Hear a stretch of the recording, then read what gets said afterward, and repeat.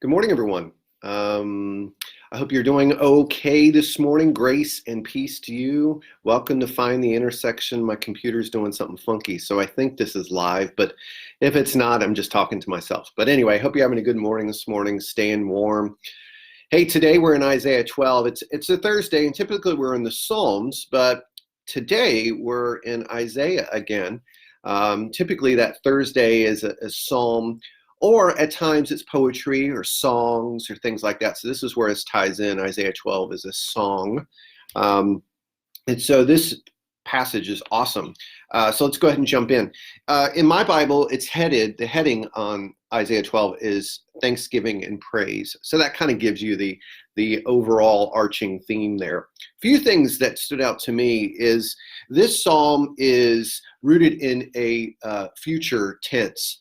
So it's talking about something in the future that's going to happen. So if you take a look at the language, surely God is my salvation, I will trust, and I will not be afraid, for the Lord God is my strength and my might, for he has become my salvation. In the very beginning, it says, you will say in that day. So it's talking about something in the future. So these people are waiting for deliverance.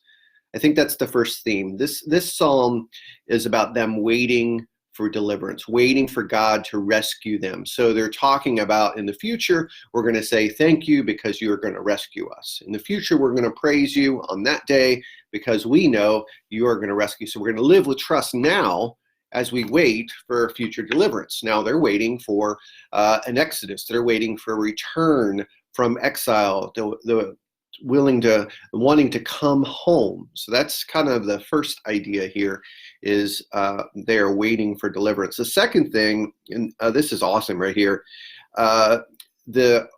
Isaiah quotes in the second verse, the second half of the second verse, for the Lord is my strength and my might, he has become my salvation. He's quoting from Exodus chapter 15, verse 2. Now, this particular quote from Exodus is when Moses and the Israelites escaped Egypt. And when they escaped, they sang this song.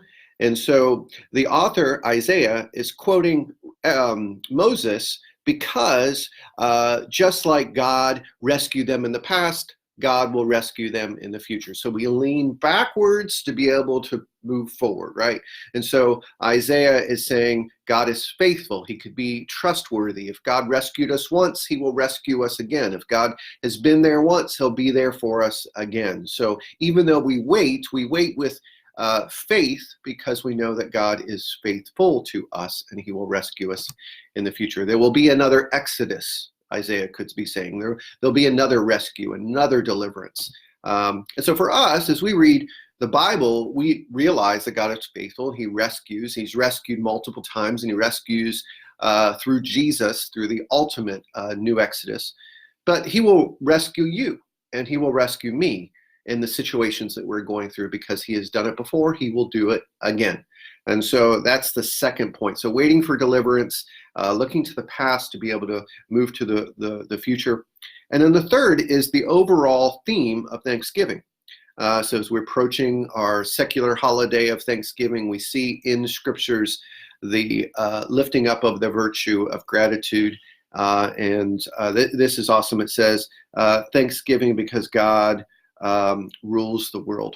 And so even though it looks like things are in chaos, and even though things are a mess in our own lives, we can have trust that God's actually the one who rules the world. Jesus is the king, and he controls the entire world. And so we can have faith in that, even though things don't look good from our perspective. We can have faith that God rules the world. And so it's interesting if you take a look at the way the last couple of verses in Isaiah 12 is written. It talks about singing and being thankful and praising God so that all the nations may see it. There's this aspect of witness that God will, the praising of God, the whole world will see. And so that's part of what we're doing here, is in practicing gratitude and being thankful, is others know us. Others see it. Others notice when we're grateful. And we're going to get that idea going on Sunday in the sermon as we kind of kick off a sermon series about gratitude, is people notice when we're grateful, or people notice when we're not grateful or we're ingrate. But anyway, that's what I got. So the 3 points I got were waiting for deliverance, looking backwards to move to the future, and Thanksgiving. So that's what I got today. What did you get out of the passage today? If you share in the comments, be fantastic. I want to learn from you. And yeah, we'll be back tomorrow to put the intersections together again. I hope you're able to see this because all I have is a blank screen. So anyway, I'll talk to you soon. See ya.